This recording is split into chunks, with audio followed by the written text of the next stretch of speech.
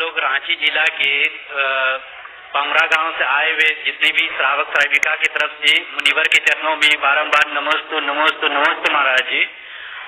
पहला क्वेश्चन मेरा युवा ग्रुप की तरफ से है महाराज जी। हम जैसे युवा ग्रुप बहुत सारे युवा ऐसा है जो चमड़े की बनी हुई वस्तु का उपयोग करते हैं और अगर मान लेते हैं किसी को बोला जाए कि नहीं चमड़े की वस्तु हम शराब नहीं यूज करना चाहिए, हमें नहीं यूज करना चाहिए, लेकिन बहुत सारे युवाओं का ये कहना होता है हम इस चमड़े के वस्तु को सिर्फ यूज कर रहे हैं, इससे हमें क्यों पाप लगेगा। जैसे कि मैं जानता हूँ कृत कारित और अनुमोदित इस तरह से पाप लगते हैं, तो उसमें हमें किस तरह का पाप लगेगा और कृत कारित अनुमोदित में कैसा कैसा पाप लगता है। अगर कोई कृत करता है तो उससे कितना पाप लगेगा, कोई कारित करता है और कोई अनुमोदित करता है तो उससे किस प्रकार के पाप लगेंगे। और मुझे जहाँ तक जानकारी है महाराज जी कि किसी भी पाप कोई भी पाप कम नहीं होता है और हमारे युवा ग्रुप शायद इस चीज से अनभिज्ञ हैं, क्योंकि हमारे युवा ग्रुप को ये बोला जाता है, मैक्सिमम समाज का आजकल यही भावना है कि प्रथम चरण में हम विद्या अर्जन करेंगे, द्वितीय चरण में हम अपना धन अर्जन करेंगे और तीसरे चरण यानी जब बुढ़ापा आए तब हम अपना धर्म अर्जन करेंगे। मुझे लगता है इसमें कुछ मिथ्यात्व छुपा हुआ है, तो कृपया इसके लिए हमें मार्गदर्शन करें। बहुत अच्छा सवाल है। देखिए, चर्म निर्मित वस्तुओं का प्रयोग बिल्कुल भी नहीं करना चाहिए, क्योंकि चर्म का उत्पादन पशुओं के मरने के बाद या मारने के बाद किया जाता है। मारना तो हिंसा है ही।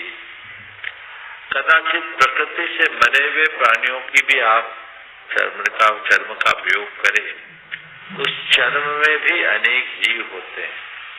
हमारे शास्त्रों में चर्म का इतना अशुद्ध माना गया कि यदि भोजन करते समय किसी को सूखा चमड़ा छूने में आ जाए और गीला चमड़ा दिख जाए तो अंतराय। आप इससे अनुमान लगा लीजिए कि चमड़ा कितना अशुद्ध है। तो न केवल चर्म अपितु कोई भी आप उपयोग नहीं करेंगे तो हिंसा कैसे होगी।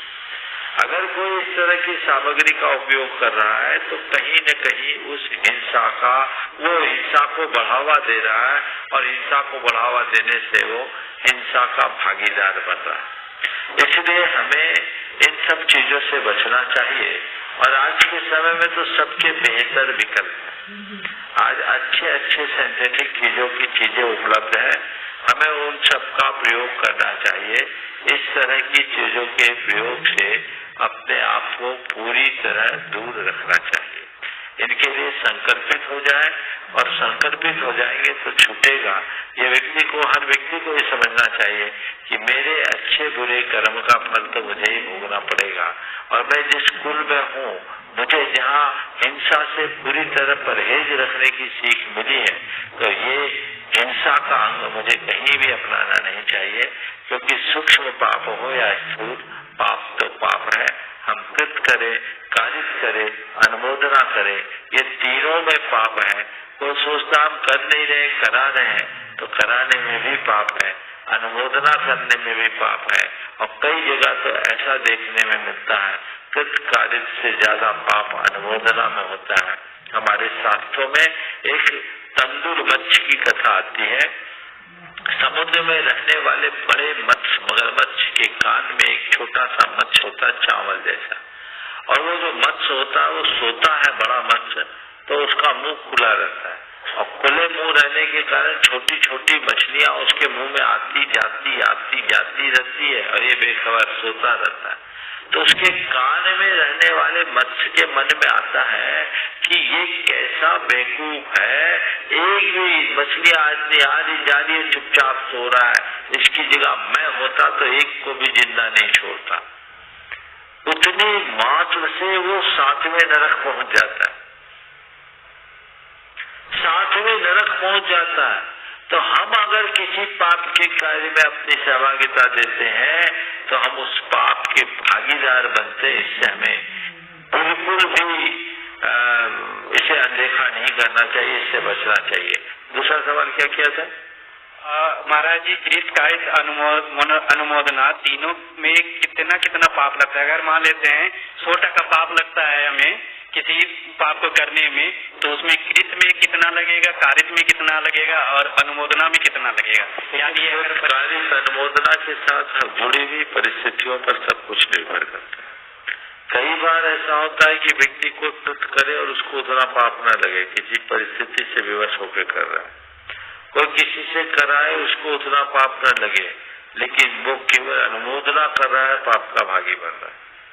कई बार व्यक्ति है जो खुद कर रहा है, तो उसमें उसका कारित अनुमोदन है, सब कुछ है। ये तीनों बातें उसके अपने भावों के ऊपर निर्भर करती है कि वो किस भाव से उसका काम कर रहा है। लेकिन हमेशा ये बात ध्यान रखना चाहिए, पाप को जिस स्तर पर रोका जा सके वही रोकने का प्रयत्न करना चाहिए, ताकि कर्म के बंधन से बचा जा सके। हाँ, दूसरा सवाल वही हो, ध्यान से। हम धर्म कब करें, जवानी में करे या बुढ़ापा में करे? आजकल के युवा यही बोलते हैं। नहीं महाराज, ये समाज का है, समाज के बुजुर्ग ग्रुप, मैक्सिमम पेरेंट्स जो होते हैं आजकल के, वो बोलते बच्चे अभी तुम्हारे धर्म करने के समय नहीं, अभी पढ़ाई करने का समय, अभी पढ़ाई करो। फिर जैसे थोड़ा सा हमारे जैसे कमाऊ हो जाते हैं, तो घर का इतना बोझ हो जाता है कि घर वाले बोलते हैं अभी धर्म कर्म में समय मत दो, अभी कमाना है कमाओ, बुढ़ापा है पूरा धर्म कमाने के लिए। उनसे मैं ये बोलता हूँ, जो लोग ये कहते कि बुढ़ापा आएगा तो धर्म करेंगे, उन्हें समझना चाहिए कि बुढ़ापा आएगा ये कहाँ पक्का है। इस बात का कोई ठिकाना है क्या? कोई भरोसा नहीं, जब जागो तभी सवेरा। जिस समय करने योग्य कार्य है उस समय कर लेना चाहिए। कब किसके जीवन में कौन सी घटना घट जाए कहा नहीं जा सकता। आज ही सुबह होने के पहले ही एक बड़ी दुखद घटना हमारे सामने आई। गुरायतन का एक बहुत ही सक्रिय शायद कपूर चंद जोशी की लेकर हो गए। आप अपनी बात बोल दो, फिर मैं बोलता हूँ।